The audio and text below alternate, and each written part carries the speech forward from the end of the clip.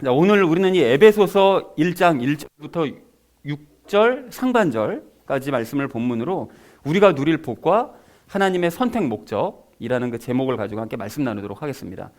자, 우리가 그 지난주에 빌레몬서를 이제 모두 마쳤거든요. 그 마지막 순간까지 빌레몬에게 그 권면을 하는 용서를 해줬으면 좋겠다라고 이제 권면을 한 그 바울의 모습을 그 말씀을 나누면서 지난주에 네 가지 이야기 우리가 함께 나눴습니다. 그 첫 번째 나눴던 이야기가 무엇이었을까요? 네, 그렇습니다. 그 예수님도 사실은 그 희생하시고 또 바울도 희생했고요. 그리고 희생하면서 그 침묵하는 뭐 대가를 바라거나 뭐 남에게 뭐 공치사를 하거나 이런 거 전혀 하지 않는 그런 본을 보였다고 했는데 성경에서 또 예수님께서 말씀하신 또 다른 본을 보인 분이 있었었죠. 그 포도원 그 주인 그분도 조용히 다른 사람들을 위해 살면서 전혀 티를 내진 않는 그런 이제 대표적인 그런 모습을 보였다고 그랬습니다. 그래서 우리도 이러한 주인과 같이 섬김과 희생의 본을 보이자 그런 삶을 살자라는 얘기를 첫 번째로 함께 나눴습니다. 자, 그런가 하면 우리 두 번째로 나눴던 얘기가 무엇이었을까요?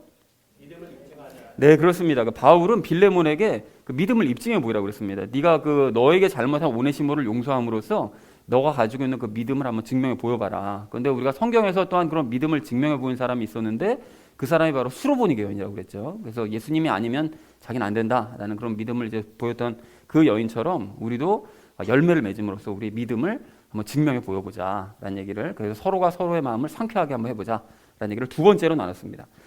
자, 그런가 하면 세 번째로 나눴던 이야기가 무엇이었을까요?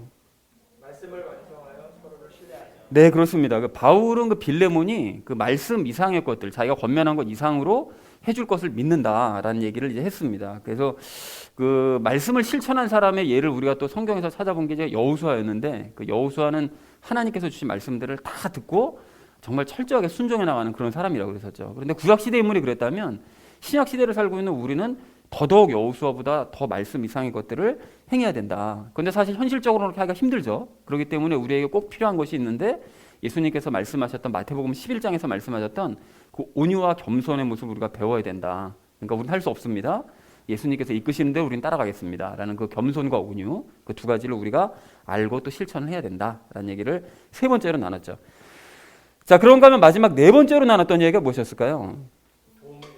네, 그렇습니다. 바울은 빌레몬에게 그 숙소를 마련을 해줘라 라고 얘기를 합니다. 그리고 로마서에서도 너희 성도들에게 내가 가게 되면, 로마로 가게 되면 너희 헌금 가지고 나는 스페인으로 가고 싶다라고 뭐 당당하게 뭐 돈 맡겨둔 사람처럼 막 얘기를 하거든요. 근데 당당하게 이렇게 얘기를 한 그 이유는 하나님께서 그 모든 것을 갚아주실 것을 자기가 믿기 때문에, 하나님이 일을 하는 와중이기 때문에 갚아주실 것을 믿었기 때문에 요청한 것이라고 그랬죠. 그래서 우리도 서로에게 도움을 요청하고 또 그 요청을 우리가 서로 들어주자. 그래서 하나님께서 대신 채워주시는 것을 그 체험해보자라는 얘기를 마지막 네 번째로 나눴습니다. 자, 그래서 사랑하는 우리 나눔 있는 교회 성도님들 모두는 믿음으로 열매 맺으면서 서로에게 이제 본을 보이셔서요. 그래서 하나님께 이제 영광을 돌리시는 저와 여러분 되어지시기를 다시 한번 주님의 이름으로 간절히 축원드립니다.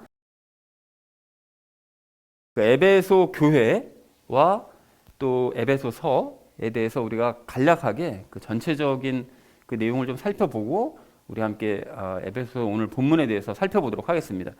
여러분, 그 에베소 교회 기억하시죠? 그 사도행전에서 그 바울이 17장인가 18장에서 왜 에베소로 가서 전도를 했었던 그 이야기가 이제 본격적으로 등장하는데, 그 에베소 교회는 바울이 3차 전도 여행 때 2년 동안 그 두란노라는 사람의 그 집에서 그 가르쳤었죠.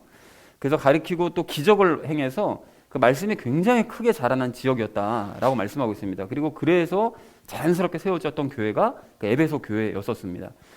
그래서 이게 지역이 어딘가 하면 여기가 이제 에베소였는데요. 소아시아 지역의 그 에베소였었는데, 그 바울이 이쪽에서 이제 큰 부흥을 일으키고 저 위로 올라가서 또 그 주변에 있는 그 전도를 마치고 난 다음에 이제 예루살렘으로 돌아가기 위해서 이제 나옵니다. 그죠? 그래서 아래쪽으로 이제 바다를 타고 이제 내려가다가 밀레도에 잠깐 들려서 그 밀레도에서 에베소에 있는 장로들을 따로 부르잖아요. 불러가지고 거기서 서로에게 기도하고 마지막 작별 인사를 하고 헤어지는 그런 내용이 있었었죠. 그러니까 에베소를 들어가게 되면 사람들이 또 그냥 바울 좀 못 간다고 또 막 뜯어 말리고 막 이런 일이 벌어질까봐 너무 사이가 각별해서, 그러니까 장로들만 따로 불러가지고 서로 눈물로 이제 화해를 냈던 곳이 바로 그 밀레도 지역이었었습니다. 자, 그리고 지도가 나온 김에 말씀을 드리자면, 그 먼저 번에 우리 골로새에서 말씀 나눴었을 때 마지막에 그 기억나시나요? 골로새 성도들에게 너희는 그 너희가 읽은 편지를 너희만 읽지 말고 라우디게아 교회로 보내고 라우디게아 교회로부터 오는 편지를 너희도 읽어라. 이렇게 서로 맞바꿔서 읽어라라고 얘기하는데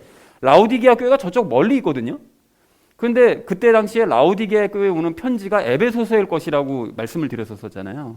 그럼 지역이 저렇게 먼데 어떻게 저기로 오는 편지를 어떻게 본다는 얘기지? 이게 약간 이상하실 수가 있는데 바울이 지금 로마에 있죠. 왼쪽 위편에 왼쪽 상대는 로마에 있기 때문에 로마에서 편지를 보낼 때 하나는 에베소로 보낸 거고 하나는 골로새로 직접 보낸 거죠. 그래서 골로새에 있는 편지는 라우디게아 성도들이 먼저 보고 에베소에 전해졌던 편지는 나중에 이제 라우디게아로 전달이 되면 그때 라우디게아 성도들이 보고 골로새 교회로 다시 전달해서 서로 이제 맞바꿔서 선진을 바라보는. 그러니까 주변에 이 일대에 있는 모든 것들이 교회가 세워진 교회들이 다 바울이 전한 편지를 서로 돌려보는 이런 관계였었다라는 사실을 확인하시면 좋을 것 같겠습니다.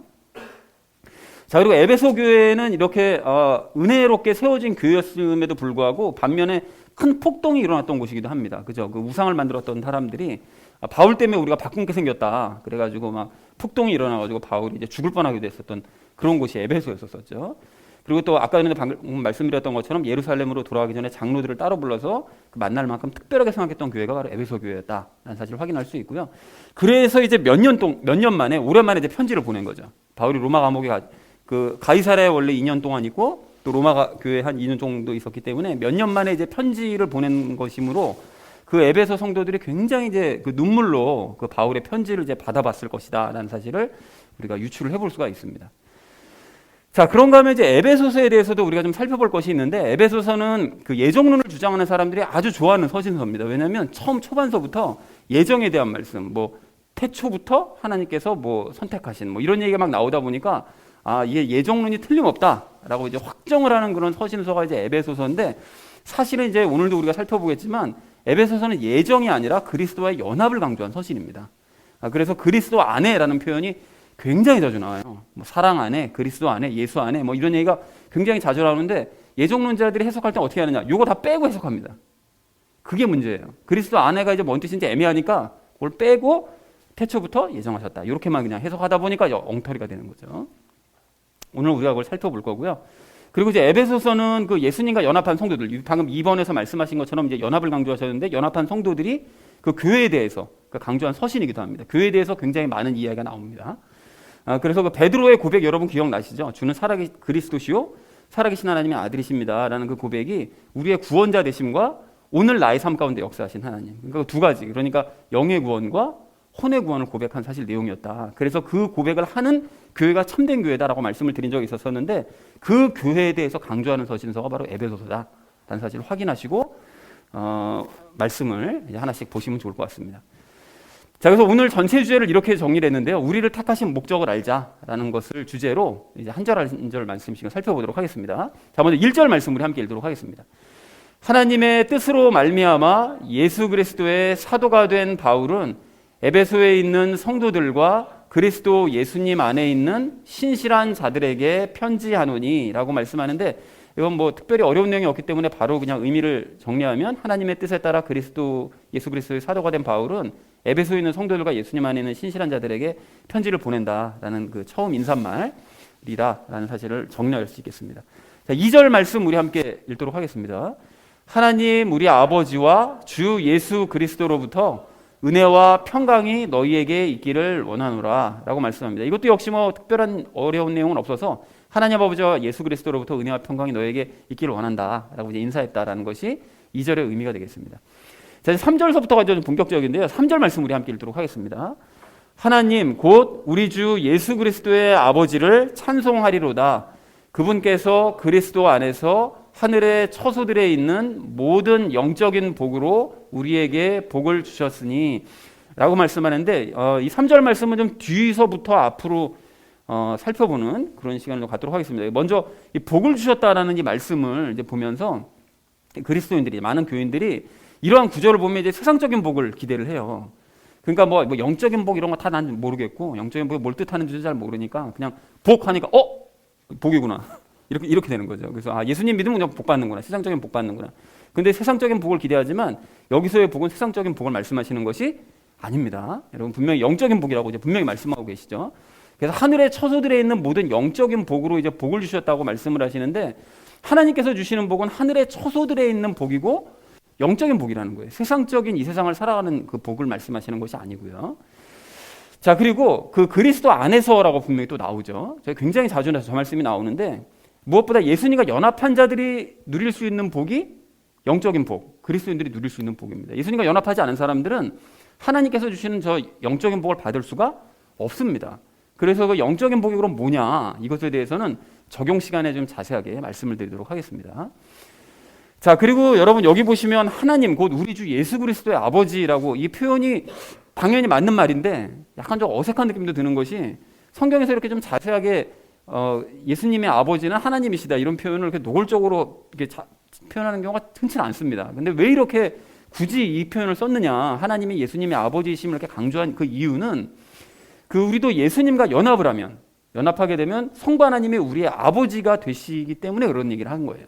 그러니까 예수님도 하나님의 아들이시니까 예수님과 연합한 우리도 당연히 하나님의 아들과 딸이 될 수밖에 없다를 강조하신 거죠. 그래서 마침 5절에서도 당신의 아이로, 그러니까 하나님의 아이로 우리를 입양하신다, 그러니까 자녀로 입양하신다라는 표현이 그래서 이제 나옵니다. 그것 때문에 굳이 이렇게 예수님이 하나님의 아들이시다라는 걸 강조를 한 거죠. 자, 그래서 3절 전체 의미를 이렇게 정리할 수 있겠는데요. 예수 그리스도의 아버지 하나님을 찬송한다. 그분께서 예수님과 연합한 우리에게 하늘의 처소들에 있는 모든 영적인 복을 주셨기 때문에 나는 하나님을 찬양할 수밖에 없다라고 얘기를 했다는 것이 3절 전체의 의미가 되겠습니다. 자, 이어진 4절 말씀 우리 함께 읽도록 하겠습니다. 곧 우리가 사랑 안에서 자신 앞에 거룩하고 흠이 없게 하시려고 세상의 창건 이전에 그분 안에서 우리를 택하셨으며 라고 얘기합니다. 여러분이 마지막 그 부분을 보시면 세상의 창건 이전에 그분 안에서 우리를 택하셨으며 라는 이런 구절을 이제 예정론자들이 굉장히 당연하게 이건 예정론이다라고 이제 생각을 하는데, 여러분 예정론자들을 비롯한 많은 사람들이 이 구절을 그냥 어떻게 해석하느냐, 세상의 창건 이전에 우리를 택하셨다 이렇게 해석해요. 그죠? 이 구절을 보면 세상의 창건 이전에 우리를 택하셨다 라고 해석하는데, 사실은 이 해석이 틀립니다. 여러분 왜 틀립니까? 왜 틀린가 하면 그분 안에서를 빼먹잖아요. 그죠? 그러니까 가장 중요한 이 말씀을 빼고 해석하기 때문에 이게 틀렸다는 거예요. 그러니까 이걸 빼고 해석하면 안 되는 거죠. 그럼 어떻게 해석해야 되느냐? 예수님과 그분 안에서라는 건 예수님과 연합한 사람, 그러니까 예수님과 연합한 사람을 택하시는 거예요. 그러니까 근데 창세전에는 예수님과 우리가 연합을 할 수가 없었죠. 창세전에 태어나지도 않았는데, 그리고 예수님이 죄 문제를 해결하지도 않으셨던 상태이기 때문에 그때는 연합할 수 없었다는 거예요. 그러면 어떻게 그럼 도대체 해석을 해야 되는 것이냐? 그래서 좀 더 정확하게 표현하자면 믿음으로 예수님과 앞으로 연합하는 사람들, 예수님을 알고 믿어서 연합하는 그런 사람들을 택하겠다는 계획을 창세전부터 세우셨다는 바로 그런 뜻입니다. 창세전부터 그렇게 예수님과 앞으로 연합하는 자들은 다 하나님께서 이제 선택하시고 구원하시겠다라고 결정을 하셨다라는 것이 그런 의미지, 요거를 빼버리고서는 그냥 무조건 우리를 창세전부터 택하셨다 이렇게 되면 전혀 엉뚱한 해석이 되어버리는 것이죠. 자, 그래서 사실은 이것이 이제 2019년 9월 20일 날 설교에 이제 자세하게 설명을 드렸는데, 적용 시간에 제가 다시 한번 이 부분에 대해서 혹시 잊어버리셨을 수 있으니까 다시 한번 확인하도록 그렇게 하겠습니다. 자, 그리고 사실은 요 말씀이 더 중간에 있는 말씀이 더 중요한데, 더 중요한 건 이 구절입니다. 하나님께서 우리를 택하신 목적이 있다는 거예요. 이렇게 하시려고 우리를 택하셨다는 거예요. 그러니까 이게 어떻게 하시려고요? 그러니까 하나님께서는 우리를 예수님의 사랑 안에서 거룩하고 흠이 없는 사람으로 만드시려고, 그걸 목적으로 우리를 창세전부터 택할 계획을 세우고 계셨다라는 것이 4절의 의미입니다. 이것이 중요한 것이지, 밑에 우리를 창세전부터 택하셨다 이게 중요한 의미가 아니라는 거예요. 그래서 저게 흠없게 만드시려고 하시는 게 더 중요한 의미라는 것이죠.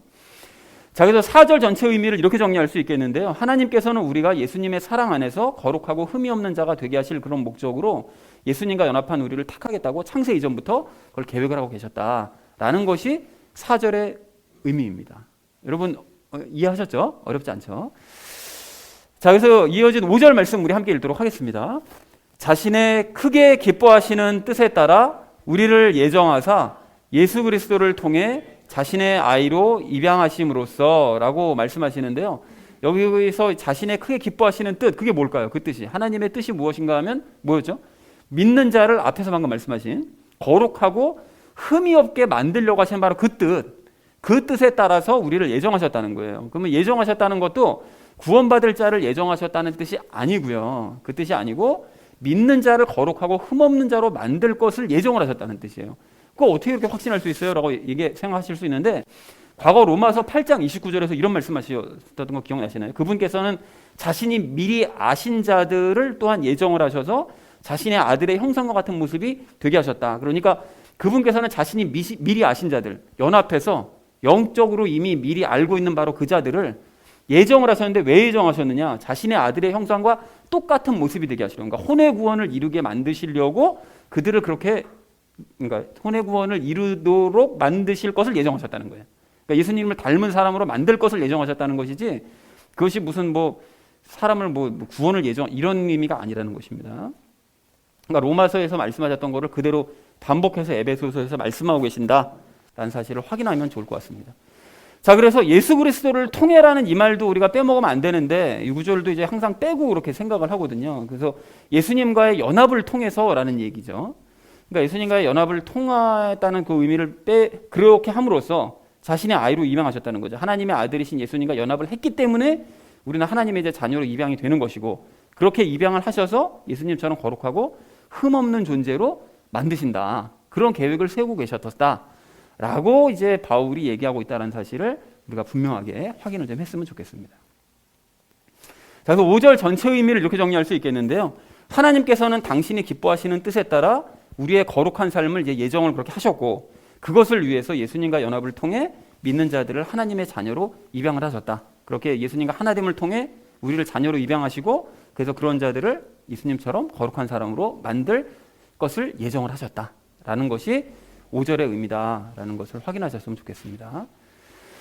자, 마지막 6절 상반절 말씀 우리 함께 읽도록 하겠습니다. 자신의 은혜의 영광을 찬양하게 하셨느니라 라고 말씀합니다. 은혜라는 건 여러분 그동안 뭐 자주 말씀드렸던 것처럼 추가적으로, 그러니까 받을 자격이 없는 사람에게 추가적으로 주시는 선물이 은혜죠. 그러니까 즉 예수님과의 연합, 그러니까 예수님을 우리 안에 주신 것, 그것이 이제 예수님의 선물입니다. 우리에게 은혜인 거죠.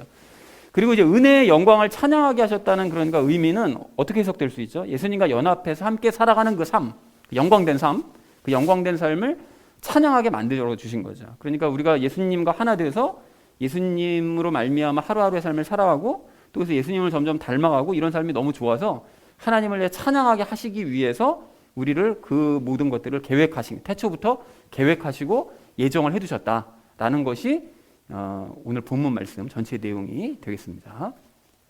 자, 그래서 6절 전체 의미를 이렇게 정리할 수 있겠는데요. 하나님의 자녀로 입양되어서 예수님과 함께 살아가는 영광된 삶을 찬양하게 만드신 것이 하나님의 이제 목적이다 라는 것을 확인하시고 전체 의미를 이렇게 정리를 하시면 되겠습니다. 자, 사도 바울은 에베소 성도들에게 편지를 하는데 하나님과 그리스도의 은혜와 평강이 있기를 원한다고 이제 1, 2절에서 인사말을 했고요. 그리고 하나님께서는 그리스도 안에서 하늘에 처소 있는 영적인 복을 이제 우리에게 주시는데, 그 영적인 복이 무엇이냐? 곧 우리를 거룩하고 흠없게 하시려는 그 뜻을 창세전부터 예정을 하셔서 예수님과 연합한 우리를 택하시고 당신의 자녀로 이제 입양을 하셔서 이렇게 거룩한 모습으로 만들어 가셔서 당신의 그 은혜의 영광을 찬양하게 하셨다라는 것이 3절에서부터 6절까지 말씀이다. 그 내용이다라는 것을 확인하시면 되겠습니다. 말씀이 조금 더 어려운데 전체적인 그 내용을 이해를 하셔야 됩니다. 그러니까 예수님과 닮은 사람을 만드시기 위해서 우리를 태초부터 예수님과 연합하게 이제 만들 것과 그 만든 자들을 거룩하게 만들어 가실 것을 예정을 해 두셨다라는 것이 오늘 본문 전체 내용이다라는 걸 확인하시면 좋겠습니다. 자, 그래서 결론을 이렇게 맺을 수가 있겠는데요. 우리를 택하신 목적을 알자, 확인하자라는 것을 이제 주제로 삼아서 나머지 이야기는 삶에 적용하면서 함께 이야기 나누도록 하겠습니다.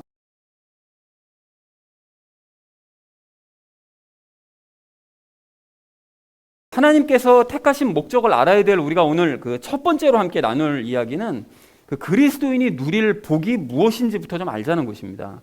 여러분 3절 마지막 부분을 좀 보실까요? 3절 마지막 부분을 보시면 그 아까도 말씀드렸던 것처럼 그 많은 교인들이 성경을 이렇게 읽다 보면 꼭 이 복에 대한 구절이 나오면 아주 굉장히 좋아해요. 그래서 내가 이게 복 받는구나 하나님께, 나는 그렇지 복을 받을 수밖에 없는 사람이지, 예수님을 믿었는데 복을 안 받으면 어떻게, 여기 생각하는데 이게 여기서 구체적으로 영적인 복이라고 말씀을 하시거든요. 근데 영적인 복을 빼는 거예요. 그러니까 이게 성경이 항상 있는 그대로 좀 봐야 되는데 그 그리스도 안에서를 빼고 해석하고 영적인을 빼고 해석하고 이런 식으로 자기 소견에 옳은 대로 해석들을 자꾸 하는 거죠. 그래서 영적인을 빼고 이걸 세상적인 복으로 오해하시는 분들이 굉장히 많습니다. 그런데 3절에서 오늘 분명하게 말씀하시는 것처럼 우리가 누릴 복이라는 것은 그리스도 안에서 누릴 수 있는 영적인 복이에요. 그러니까 다시 말해서 예수님과 연합한 사람만이 누릴 수 있는 복이 영적인 복이라는 거예요. 그럼 헷갈리게 또 영적이라는 거를 왜 굳이 써놓냐 이렇게 생각하실 수 있는데 여러분 이거 왜 썼을까요? 여러분 우리가 예수님과 연합할 때는 육신이 예수님과 연합합니까? 아니죠. 혼이 예수님과 연합할까요? 아닙니다. 우리의 영이 예수님과 연합하기 때문에 영적인 복이라고 말씀하는 거예요. 그러니까 즉 예수님과 연합한 우리 안에 있는 영이 실질적으로 복을 누리고 있기 때문에 그래서 그것을 영적인 복이다 라고 표현을 하신 것입니다. 이해가 되셨나요, 여러분? 그죠? 자, 그런데 3절 말씀을 여러분 다시 보시면 그 영적인 복이란 것이 하늘의 처소들에 있는 모든 복이라고 말씀을 하세요. 하늘의 처소. 왜 하늘의 처소를 말씀하셨냐? 여러분 골로새서 3장 1절 말씀 우리 예전에 나눴던 말씀 기억나세요? 그 골로새서 3장 1절 말씀을 다시 읽어드릴 테니까 여러분 한번 들어보십시오. 그러므로 너희가 그리스도와 함께 일으켜졌거든 위에 있는 그것들을 추구하라. 거기에는 그리스도께서 하나님 오른편에 앉아 계시느니라 이렇게 말씀하세요. 그러니까 우리가 이 말씀을 나눌 때 예수님께서는 우리 안에도 계시고 하나님 보좌 우편에도 앉아 계시고 그러니까 결국은 우리의 영은 어떻게 되는 것이라고요? 하늘 보좌와 서로 연결되어 있는 상태다 라는 말씀을 드렸었는데 기억이 나시죠, 여러분? 그래서 우리 영과 하늘의 보좌는 서로 맞닿아 있다, 연결되어 있다 이렇게 말씀하셨습니다. 자, 그러니까 우리의 혼과 육신은 죄에 익숙하기 때문에 자꾸 이 세상 삶에 대해서 우리가 매몰이 되고 어떤 문제가 생기면 거기에 막 휘둘리고 그래가지고 거기서 종종 갈등하고 괴로워하고 막 이런 삶을 살아가지만 우리 깊은 곳에 있는 영은 우리가 잘 느끼지 못해서 그렇지 하늘 보좌와 연결이 되어 있기 때문에 하늘의 처소에서 주시는 복을 누리고 있는 거예요. 그래서 즉 우리의 영은 하나님과 함께 있어요. 어떻게 하나님과 함께 있습니까? 연합했으니까요. 하나님과 함께 있고 하늘에서 주시는 기쁨과 감사와 평안을 누리고 있다는 것입니다. 환경과 상관없이 우리 안에 있는 영은 고요하게 그것들을 누리고 있는 거예요. 기뻐하고 있는 거예요. 그리고 우리가 그걸 느끼지 못해서 그렇지. 그래서 우리가 때때로 환경적으로 막 어려운 일이 벌어지고 막 이랬을 때 간혹 그럴 때 있잖아요. 아, 내가 이렇게 살아갈 게 아니라 내 안에 계신 우리 예수 그리스도를 주목해야지 라고 생각하면서 우리 안을 주목하면 갑자기 어떻게 되죠? 환경은 여전히 상황이 좋지 않아요. 똑같아요. 다를 게 하나도 없는데 그런 환경과 상관없이 아, 예수님께서 지금 나와 함께 계시는구나 라는 막 확신이 생기면서 마음이 막 든든해지고 그래서 이 환경과 상관없이 기쁨과 감사와 평안의 마음이 막 느껴지는 때가 있으시잖아요. 그런 경험들이. 그죠? 여러분, 왜 그렇습니까? 내 안에 있는 영으로부터 영이 누리고 있는 그 하늘의 그 복이 바깥으로 흘러나와서 혼에게 영향을 미치기 때문에 혼이 그걸 느끼는 거예요. 그렇게 된다는 거예요. 내면에 주목하면. 환경과 상관없이. 그리고 그것이 바로 그리스도인들이 누릴 수 있는 영적인 복이라는 것입니다. 그래서 우리는 이런 환경을 압도하는 이런 영적인 복을 더욱더 많이 누려야 될 줄로 믿습니다. 자, 그러나 안타깝게도 그 대부분의 교인들은 이러한 영적인 복이 뭔지도 모르고 이런 영적인 복보다는 육신과 혼을 만족시키는 복을 누리고 싶어하고 그것에만 주목하며 사는 거예요.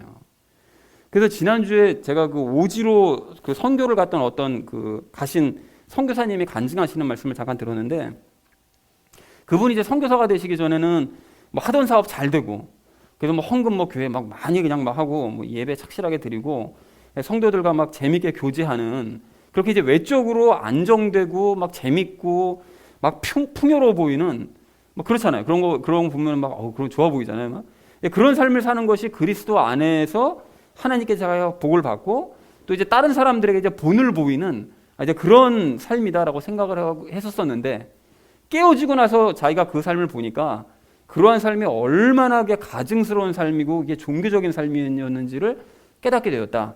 이제 이런 고백을 하는 걸 봤어요. 충분히 그 마음이 무슨 마음인지 공감을 하죠. 그러니까 그분이 혼과 육신의 만족, 혼과 육신의 복을 추구하는 신앙생활을 하고 있었던 거예요.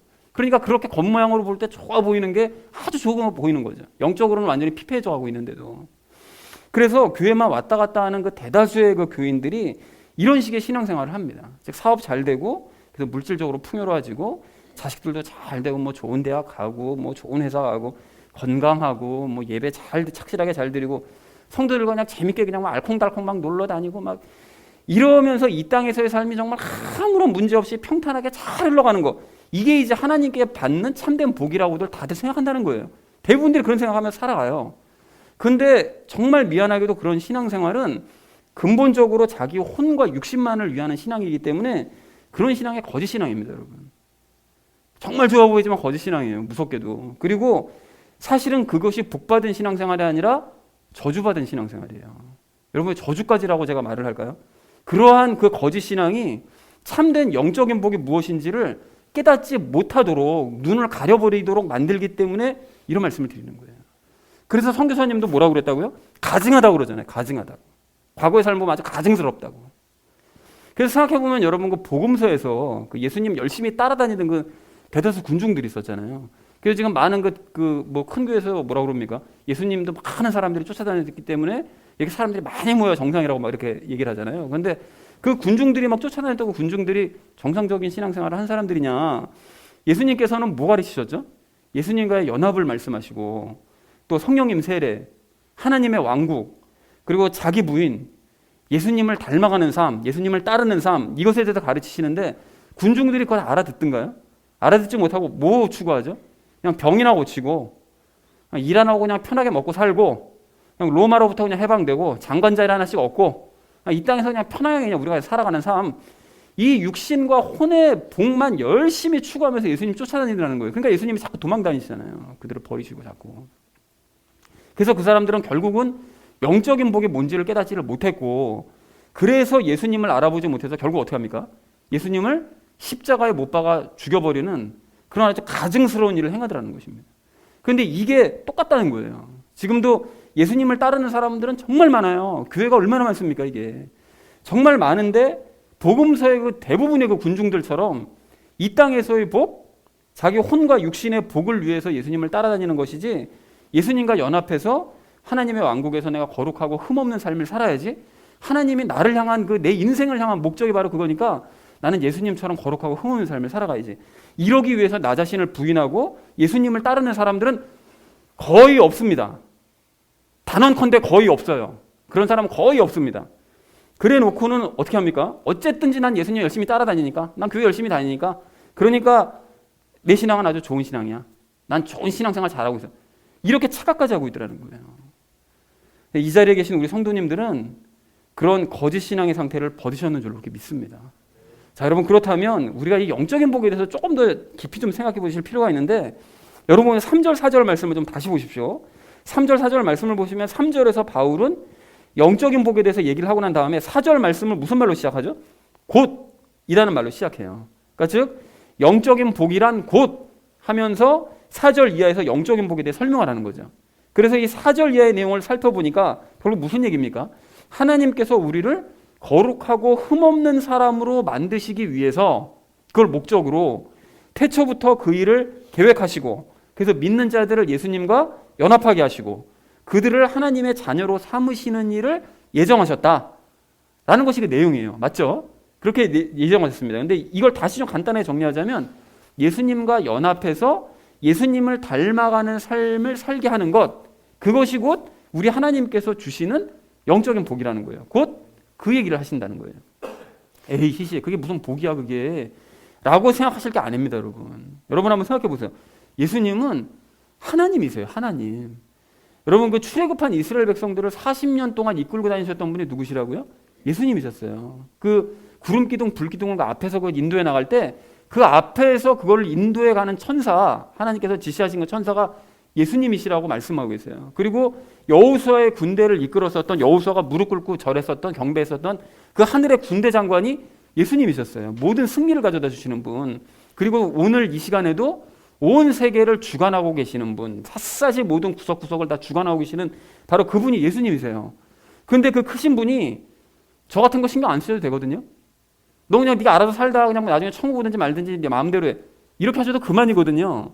근데 그 분께서, 그 거룩하신 그 높으신 분께서 보잘것없는 내 삶으로 찾아오셔서 세상 사람들 아무도 다 주목하지 않는데 그 높으신 분이 내 인생을 주목하셔서 나와 연합하시고 심지어 그 크신 분을 닮아가도록 나를 인도해 가신다니, 생각해보면 이게 내 인생에서 꿈이나 꿀 수 있었던 일입니까? 이게 로또 맞은 거예요. 대박이잖아요. 이게 정말로 이게 기쁜 일이고 100번 1000번 감사할 일이라는 것입니다. 사랑하는 우리 나눔 있는 교회 성도님들 모두는 예수님의 임재를 수시로 여러분 깨달으시고 상황과 상관없이 기뻐하고 평안 누리시고 감사하시는 영적인 복을 누리시기 바랍니다. 여러분, 무엇보다 예수님과 연합해서 예수님을 닮아갈 수 있다는 바로 이 사실이 우리가 정말로 누릴 수 있는 정말로 큰 영적인 복이라는 사실을 깨달으시는 저 여러분 되어주시기를 주님의 이름으로 간절히 축원을 드립니다. 자, 하나님께서 택하신 목적을 알아야 될 우리가 오늘 두 번째로 나눌 이야기는 하나님께서 택하시는 방법을 다시 한번 확인하자라는 것입니다. 여러분, 오늘 4절 5절 말씀을 좀 다시 보십시오. 하나님께서는 창세전에 예수님 안에서 우리를 택하시고 우리를 예정하셨대요. 그러니까 예정론자들을 비롯한 이제 많은 교인들은 그 피상적인 이런 단어들, 뭐 창세 전부터, 뭐 예정, 뭐 이런 단어만 보고서는 이 구절을 오해하죠. 그래서 이제 아까도 설명드렸듯이 그 사람들이 오해하는 그 예정에 대해서는 과거 로마서를 나눌 때 다 말씀을 드렸어요. 이미 나눴는데 시간이 오래돼서 좀 기억이 좀 흐려지셨을 수도 있기 때문에 오늘 좀 다시 한번 확인했으면 좋겠습니다. 그래서 제가 이걸 말로 좀 설명을 드릴까 하다가 이게 복습 겸 과거에 우리가 그 나눴던 내용을 다시 한번 이제 화면을 좀 보시면서 나누셔서 기억을 좀 확실하게 하셨으면 좋겠다라는 생각이 좀 들었습니다. 그래서 화면으로 지금 설명을 드리도록 그렇게 할 텐데 다시 한번 확인하도록 하겠습니다. 자, 여러분 한번 보실까요? 예정론에 대해서 우리가 한번 알아볼 텐데 구원받을 사람과 지옥에 갈 사람이 미리 정해져 있다는 예정론이 과연 맞는 이론이냐? 여러분 이걸 좀 우리가 확인했으면 좋겠습니다.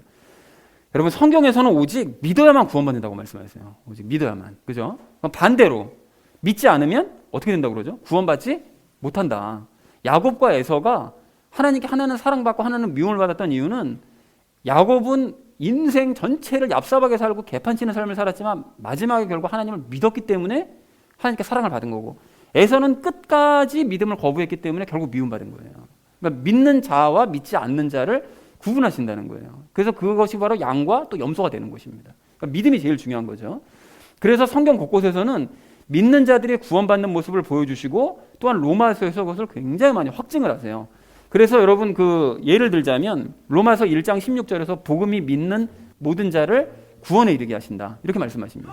믿는 자를 구원에 이르게 하시는 것이 다른 어떤 것이 아닙니다. 그리고 또 믿는 모든 자 위에 임하는 하나님의 의. 하나님께서 의롭다. 그러니까 하나님께서 옳다. 너는 참 옳은 사람이다. 너는 구원받아 마땅한 사람이다라고 말씀하시는 사람은 믿는 사람이라는 거예요. 믿는 모든 자. 그리고 믿음으로 의롭게 된다라고 3장 28절에서 말씀하시죠. 그러니까 사람이 의롭게 되는 것, 하나님께서 옳다라고 인정받고 구원받을 수 있는 사람은 믿음으로만 가능하다는 거예요. 그리고 또 아브라함이 하나님을 믿음에 그것을 그에게 의로 여기셨느니라. 하나님께서 아브라함 구원 받았나요? 당연히 구원 받았죠. 의롭다고 말씀하셨으니까. 그런데 그 사람이 왜 의롭다고 인정받았을까요? 믿었기 때문에 그런 거예요. 믿었기 때문에. 하나님의 말씀을 믿으니까. 자, 그리고 믿으면 구원을 받으리니라고 노골적으로 10장 9절에서도 아예 말씀을 하십니다. 이 외에도 암시하는 구절까지 다 합치면 처음부터 끝까지 로마서는 다 믿음으로 말미암아 구원받는다. 그걸 말씀하고 계신다는 사실을 확인할 수 있다는 거예요. 자, 그러므로 구원은 예정된 사람들이 받는 것이 아니라 누가 받는다고요? 오직 믿는 자들이 받는 거예요. 예정된 자들이 받는 게 아니라 믿는 자들이 받는 것입니다. 그렇다면 성경에서는 왜 그 예정이라는 단어나 오늘 에베소서 본문처럼요, 아니면 예정과 유사한 그런 예정인 것 같은 그런 느낌을 갖게 하는 단어들이 왜 나오는 것이냐? 여러분 그것은 하나님께서는 예정은 하세요. 예정은 하시는데 무엇을 예정하시느냐? 구원받을 사람을 예정하시는 것이 아니고요. 구원받을 사람 미리 다 정해놓으시는 것이 아니라 믿는 자들을 구원하기로 태초부터 그걸 예정해 두신 거예요. 그러니까 다시 말하면 사람을 예정하신 것이 아니라 시스템을 예정해 주셨다는 거죠. 그러니까 앞으로 믿는 자들은 무조건 다 구원받는다. 그러니까 이방인들이 지금 현재로서는 유대인들을 먼저 키우고 이방인들을 나중에 하나님께서 이제 인도하실 것이지만 나중에 그 유대인들이 엉망진창 만들 것도 다 아셨기 때문에 처음 계획 그대로 오로지 믿는 자들은 이방인이든 유대인이든 상관없이 구원하신다. 이거를 태초부터 예정을 해두셨다라는 거예요. 이것이 예정된 거지 사람이 예정된 것이 아닙니다. 자, 그래서 오늘 말씀이죠. 세상의 창건 이전에 그분 안에서 우리를 택하셨다 라고 에베소서 1장 4절에서 말씀하시고 우리를 예정하사 예수 그리스도를 통해 자신의 아이로 입양하셨다. 이것이 에베소서 1장 5절 말씀인데 여러분 여기서 그분 안에서 이게 중요하죠. 이걸 빼고 전부 다들 생각한다고요. 근데 이걸 빼지 말아야 될 것이 예수님과 하나 된 거. 그분 안에서라는 거는 예수님과 하나 된 우리를 택하셨다는 거예요. 근데 믿어야 하나가 되죠. 그죠? 안 믿었는데 예수님과 연합할 수 있습니까? 아니잖아요. 그 안에는 숨겨진 의미가 믿어야 하나 되기 때문에 예수님과 하나 되기 때문에 믿는 자 우리를 택하셨다. 그리고 택하도록 세상 창건 이전에 예정을 해주셨다. 그러니까 세상의 창건 이전에 믿음으로 예수님과 하나 된 자들을 택하기로 결정을 해주셨다라는 그런 의미라는 거예요. 그리고 또한 이것도 중요하죠. 예수 그리스도를 통해, 이것도 중요한데 이걸 빼고 자꾸 해석들을 하는데 예수님과 하나됨을 통해라는 거예요. 그리고 믿어야 예수님과 하나 되죠. 그죠? 그러니까 믿음으로 예수님과 하나 된 자들을 믿음을 통해 믿어서 예수님과 하나 된 자들을, 그래서 하나 된 자들을 하나님의 자녀로 입양하기로 예정을 해두셨다라는 그런 의미라는 것입니다. 1장 5절 말씀이. 자, 그래서 갈라디아서를 비롯한 다른 성경에도 계속해서 그래서 이제 믿음을 강조하시는 것이고, 그래야 구원받으니까. 그리고 로마서도 1장부터 5장까지 계속 믿음만 강조하시는 그 이유도, 처음 시작 자체를 그 죄 얘기를 하시고 그 다음에 계속 믿음 얘기를 하시는 이유도 믿음이 중요하기 때문에 그런 거예요. 그런 사람들만 구원받을 수 있으니까. 그러니까 그걸 강조하셨다는 것입니다. 자, 그리고 구원받을 사람이 만약에 예정이 되어 있다면, 그들의 주장처럼요, 예정론자들 주장처럼 만약에 구원받을 사람이 예정되어 있다면 믿음은 필요가 있을까요, 없을까요? 필요 없죠. 믿을 필요 없습니다. 예수님도 죽으실 필요가 없어요. 그렇잖아요. 믿지 않아도, 예수님 죽지 않으셔도 예정된 사람은 어차피 다 구원받을 것이기 때문에 뭐 굳이 예수님의 뭐하러 십자가에 못 박힙니까? 그렇잖아요. 뭐 고통을 왜 당하세요? 그리고 뭐 믿을 필요 뭐 있습니까? 어차피 다 정해져 있는데. 이걸 때 다른 말로 자기들이 막 설명하기도 하는데 들을 필요 없고요. 그렇다면 성경에도 어떻게 설명을 했을까요? 믿음으로 말미암아 구원받는다가 아니라 어떻게 된다고요? 예정으로 말미암아 구원받는다. 하나님의 은혜로 예정한 사람들만 구원받아 라고 명확하게 말씀하시지 왜 그렇게 얘기 안 하고 돌려서 믿음으로 말미암아 구원받는다 이렇게 말씀하셨겠느냐고요. 전혀 말이 안 된다는 얘기라는 거죠. 자, 그런데 이렇게 이제 믿어야만 한다고 이제 말을 하면 예정론자들은 그 믿어보려고 하는 것 자체가 그게 바로 공로라고, 그게 바로 인간이 자기 노력하는 거라고 바로 이렇게 또 주장을 하거든요. 근데 여러분 그때도 말씀드렸지만 요셉의 경우를 한번 생각해 보시자고요. 그 요셉이 형들에게 자신의 정체를 밝히잖아요. 그러면서 내가 이집트 총리가 아니라 사실은 형들이 버린 동생입니다 라고 얘기하면서 구원받으려면, 이집트에서 정말 이제 구원을 받으려면, 여러분 죽지 않으시려면, 온 가족이 살아나려면 나를 지금 믿고 따라오셔야 됩니다 라고 얘기를 하잖아요. 그러면 그때 형들이 그걸 믿고 따르잖아요. 그럼 형들이 믿고 따랐으니까 그건 형들의 공로라 이렇게 얘기할 수 있습니까? 그건 아니잖아요. 그죠?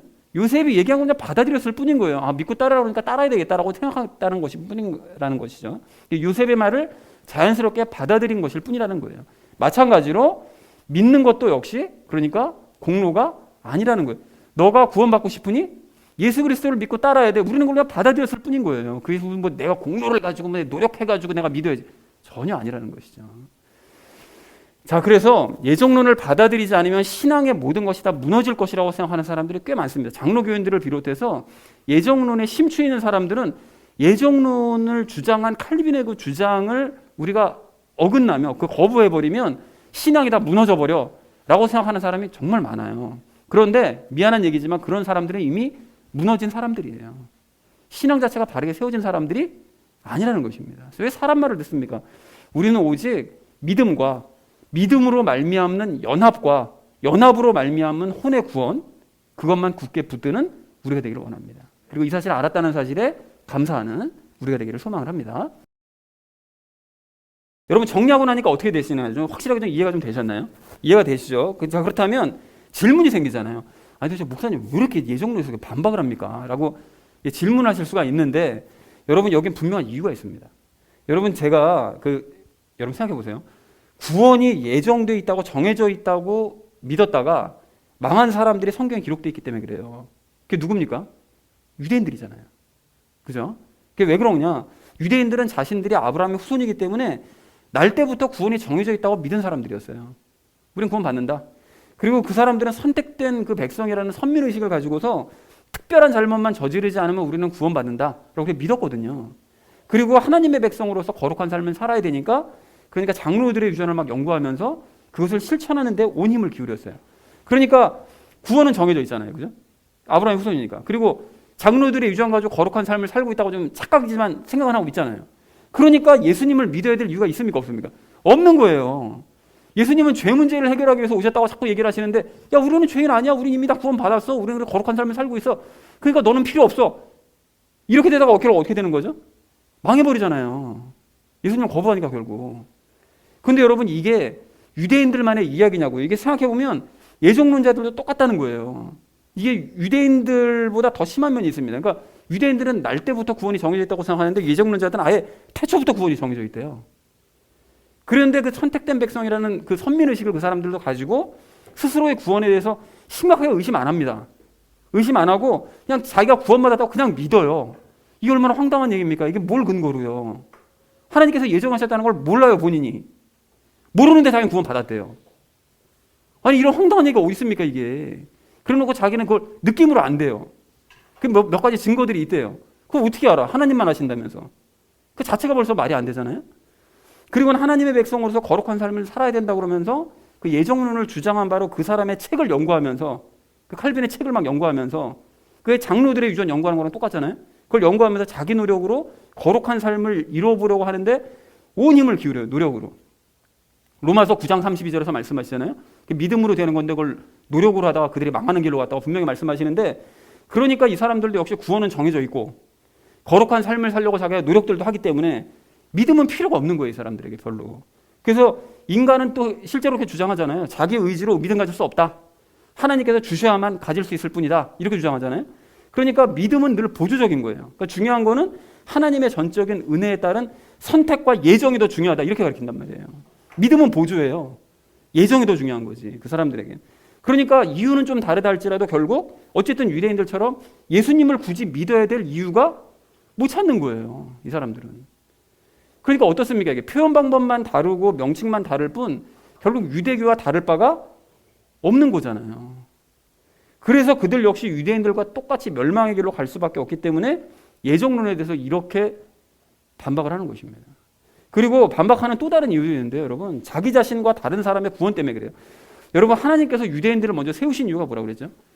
그 믿지 않는 이방인들에게 본을 보여서 하나님을 믿는 백성은 저렇게 뭐가 다르구나. 그럼 우리도 하나님 믿고 싶다.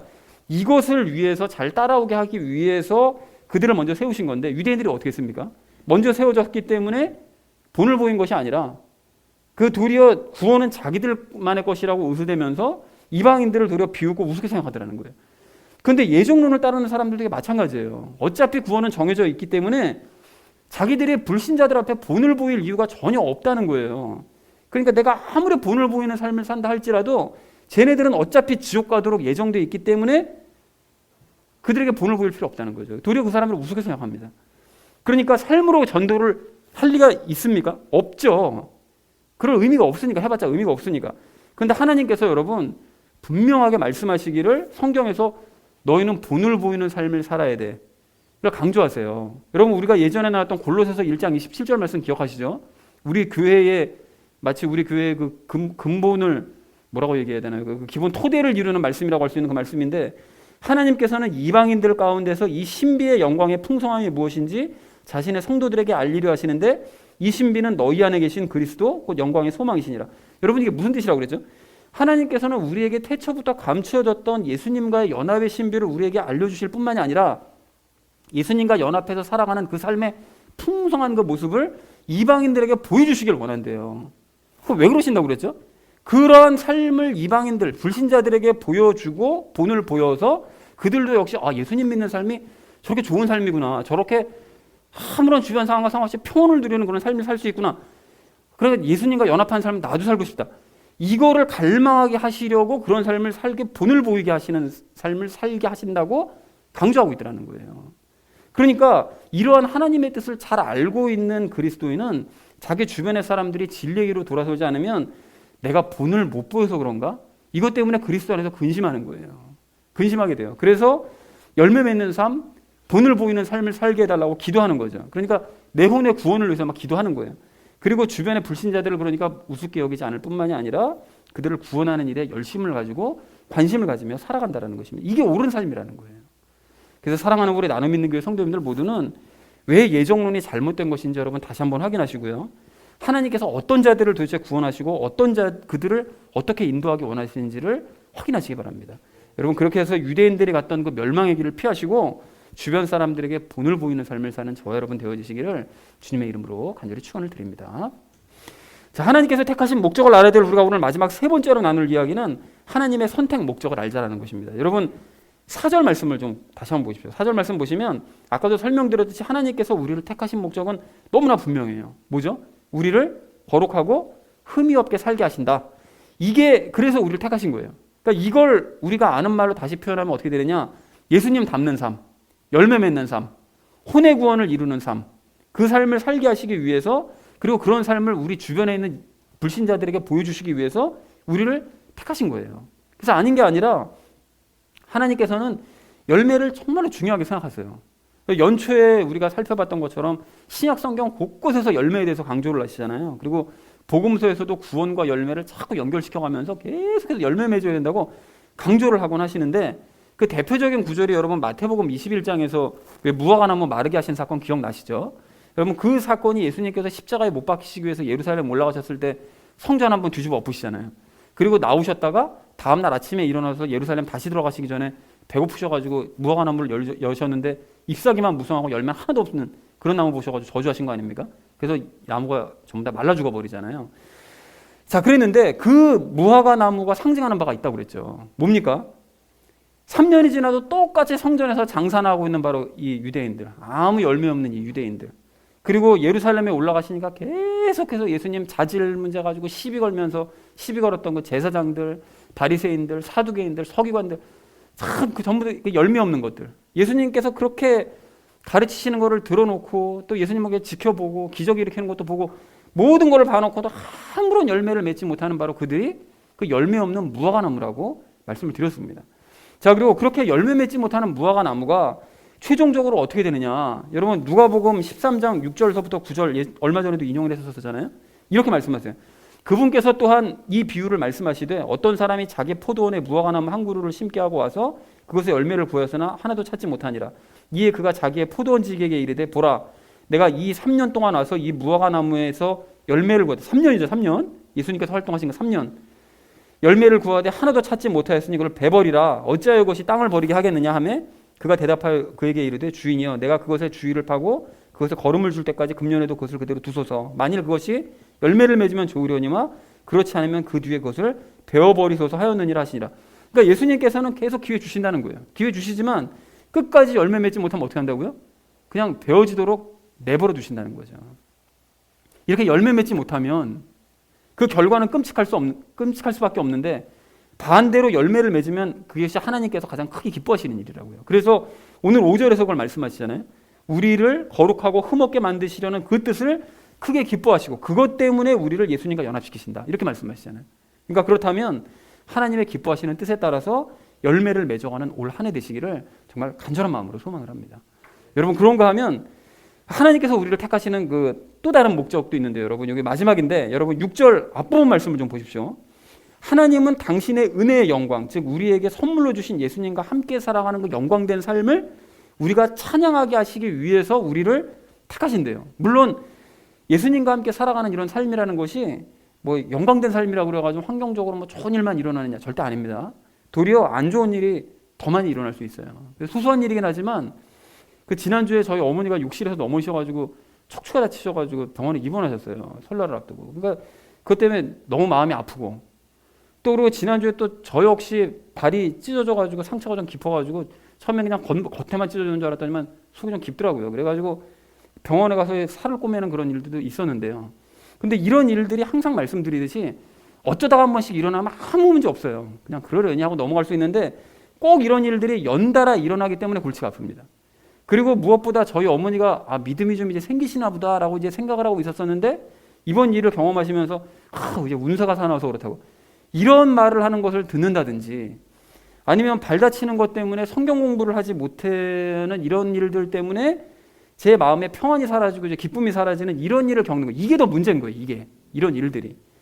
그래서 이제 처져 있었었는데 여기서부터가 중요합니다. 지난주 금요일 날 갑자기 청소를 하는데 그 아침에 갑자기 이 집안 청소를 하면서 갑자기 지지난주 제가 전했던 말씀이 가지고 문득 확 떠오르더라고요.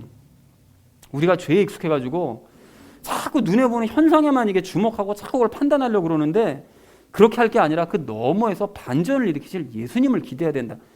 이 말씀이 갑자기 떠오르는 거예요. 그러니까 그걸 예수님께서 저에게 들려주신 거죠. 까먹고 있으니까. 그래서 예수님 앞에서 제가 반성했습니다. 이 말씀 전하는 인간이 이게 지가 전해놓고 지가 까먹고 이게 말이나 됩니까 싶어가지고서 제가 반성하고 자백을 했더니 마음이 다시 회복되는 은혜를 주시더라는 거예요. 여러분 이게 예수님과 함께 살아가는 영광된 삶입니다. 이게 상황에 매몰되면 예수님과 이게 그분의 말씀을 순간적으로 다 까먹어버려요. 뭐 말씀 전하는 사람이나 뭐 말씀 듣는 사람이나 뭐 다를 게 없는 거예요. 그냥 잊어버리는 거죠. 그랬는데 예수님께서 다시 주시는 그 말씀을 듣고 그 붙잡고 그래서 스스로의 연약함을 자백하고 반성하니까 평안과 감사와 기쁨이 회복되는 은혜를 주시더라는 것입니다. 여러분 그런 의미에서 우리가 마지막으로 꼭 여러분 기억하셔야 될 말씀이 고린도후서 12장 9절 말씀이에요. 제가 얼마 전에 이 말씀 새벽에 그걸 보다가 너무 이게 기쁘고 감사했는데 다 아시는 말씀일 텐데 들어보십시오. 바울이 예수님께 간청했을 때 예수님께서 이렇게 말씀하세요. 그분께서 내게 이르시되 내 은혜가 내게 족하도다. 나의 강한 능력은 약한 데서 완전해지느니라 하셨느니라. 그러므로 내가 오히려 크게 기뻐하며 나의 연약한 것들을 자랑하리니 이것은 그리스도의 권능이 내 위에 머무르게 하려 함이라. 여러분 이게 무슨 뜻입니까? 내가 연약해질수록 내가 연약하다고 고백할수록 실제로 내가 약하다는 것을 막 도리어 자랑을 할 정도로 내가 연약함을 잘 고백하면 예수님의 능력은 가장 완벽하고 가장 강하게 드러날 수밖에 없다. 그래서 나는 그 사실을 깨달아서 너무 기쁘다. 그런 반전의 역사가 나는 너무너무 좋다. 예수님 믿는 삶이 난 너무 좋다. 라고 고백을 하더라는 거예요. 여러분 이래서 예수님과 함께 살아가는 삶이 영광된 삶인 것이고 이래서 하나님을 기쁨으로 찬양할 수밖에 없는 것입니다. 그리고 또한 이렇기 때문에 우리가 더더욱 말씀에 주목하셔야 되는 거예요.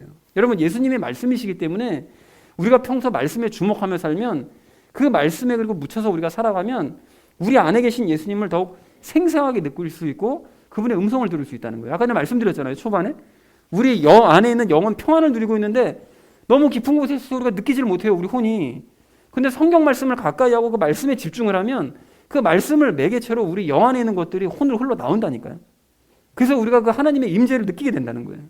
그리고 그렇게 주시는 말씀 붙들고 여호수아처럼 순종을 하며 살면 실패했던 아이성 정복을 다시 정복하게 되는 반전의 능력을 체험하게 될 줄로 그렇게 믿습니다. 사랑하는 우리 나눔 있는 교회 성도님들 모두는 우리로 하여금 열매 맺게 하실 목적으로 예수님을 우리 안에 주신 하나님께 감사하시기 바랍니다.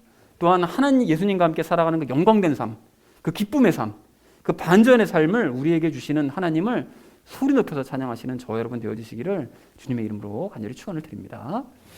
자 이제 말씀을 정리합니다. 오늘 우리는 에베소서 시작하면서 이제 중요한 세 가지 이야기 나누는데요. 그리스도인이 누려야 될 복이 무엇인지 우리가 알자. 예수님과 연합해서 우리가 살면 상황과 상관없이 누리는 기쁨과 평안과 감사함이 있다. 그런데 더 중요한 사실 영적인 복은 예수님과 연합해서 예수님을 닮아가는 삶이 이게 진짜 영적인 복이다라는 얘기를 첫 번째로 나눴고요. 두 번째로는 하나님께서 택하시는 그런 방법을 다시 한번 확인하자고 그러죠. 예정된 사람을 선택하시는 것이 아닙니다. 어떤 사람 선택하신다고요? 믿는 자를 선택하시는 거예요. 그러니까 예정론을 반박하는 그런 이유는 제가 이렇게 강력하게 자꾸 반박하는 이유는 망한 유대인들의 길로 가지 않게 하기 위해서 이렇게 자꾸 반박을 하는 거예요. 그리고 또 본을 보이라는 그 하나님의 뜻을 이루게 하기 위해서 이렇게 자꾸 강조를 하는 것입니다.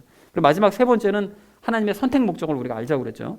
거룩하고 흠이 없는 그런 삶을 살게, 열매를 맺는 삶을 살게 하시기 위해서 그리고 예수님과 함께 살아가는 그 영광된 삶을 찬양하게 하시기 위해서 우리를 선택하신 것이다 라는 얘기를 마지막으로 나눴습니다. 자, 그래서 사랑하는 우리 나눔 있는 교회 성도님들 모두는 하나님께서 우리를 택하신 목적을 여러분 분명하게 확인하셔서 더욱더 열매 맺으시고요.